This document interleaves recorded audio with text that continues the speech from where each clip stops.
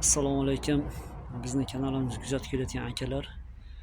Xudo xolasa bugun lesalarimiz, apolovkalarimiz haqida to'liqroq ma'lumot bermoqchimiz. Ko'p akalarimiz so'ragan edi. Lesalaringizni bir komplekt taroziga qo'yganda necha kilo keladi? Bo'yi 1 metrli apolovkalaringiz bir donasini taroziga qo'yganda necha kilo chiqadi deb. Xudo xolasa bugun lesalarimizni, apolovkalarimizni taroziga qo'yib, kilolarni ko'rsatib bermoqchimiz. Birinchi lesalarimiz razmerlarini, narxlarini aytib o'tamiz. Bu lesalarimiz bo'yi 1 metr, uzunligi 2 metr, eniga 1.7 sm, turbasining stenkasi 1.7, narxi 580 ming so'm bir komplekti. Bu lesamiz bo'yi 2 metr, uzunligi 2 metr, eniga 1.7 sm, turbasining stenkasi 1.7, narxi 690 ming so'm bir komplekti. Bu lesamiz narvoni 4 tali, bo'yi 2 metr, uzunligi 2 metr, eniga 1.7 sm, turbasining stenkasi 1.7, narxi 740 ming so'm bir komplekti. Hozir akalar ko'p lesa ishlab chiqaradigan akalarimiz o'zi ishlab chiqarayotgan lesalarini turbasini Sergeli zavod turbalari deb aytib o'tadi. Hozir men Sergeli zavodni 32 lik turbasini farqini boshqa zavod turbasi bilan farqini metrda ko'rsatib beraman akalar. Bu kraskalangan lesamizni oyog'i 32 lik turba, Sergeli zavod turbasi.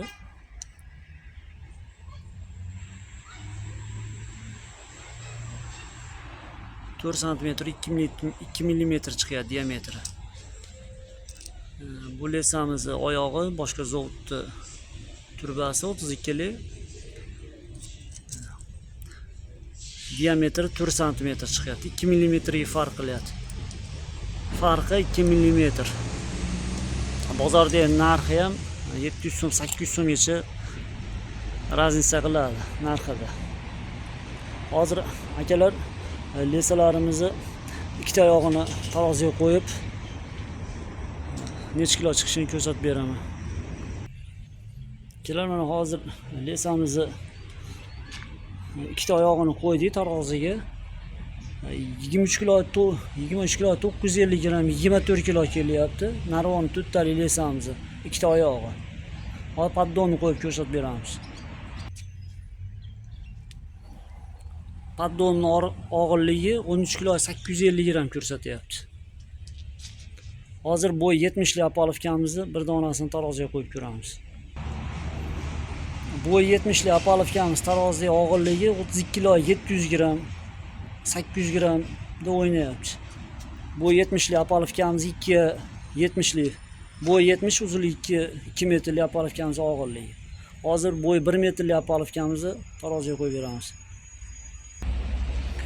Mana bo'y 1 metrli apolovkamiz taroziga qo'ydi, hozir og'irligini ko'rsatamiz. 45 kilo 700 gram ko'rsatyapti akalar.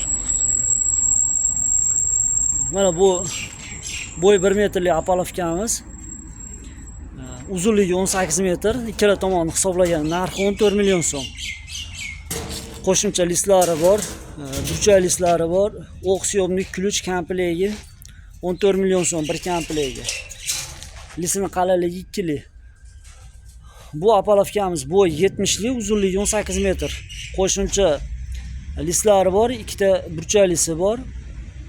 Lisining qalinligi 2 lik listdan. Profillarini qalinligi 1.7 stenkada. Bu 70 lik apolovkamiz bir donasi og'irligi 32 kilo 700 gram ko'rsatyapti. Bu bo'y 1 metrli apolovkamiz og'irligi 45 kilo 700 gram. Farqi 13 kilo. O'rtasida ikkalasining o'rtasida farqi 13 kiloga farq qilyapti. Bu universal apolovkamiz ham temir qoziqqa, ham o'qqa moslashtirilgan. Kimga shunaqa lesa apolovkalar kerak bo'ladigan bo'lsa, ekranga nomerimni qo'yib qo'yaman. O'sha nomerda Telegram, WhatsApp bor, aloqaga chiqib ko'rasizlar.